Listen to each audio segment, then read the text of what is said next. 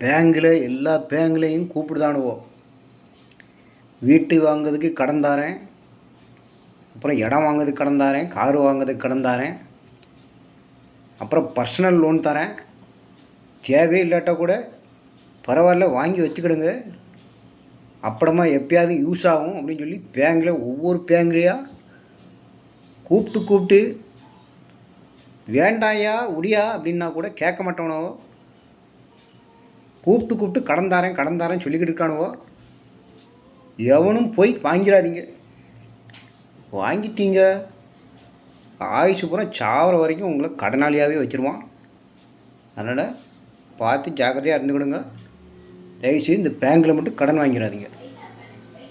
வாங்கினீங்க அவ்வளோதான், அதோட காலினி.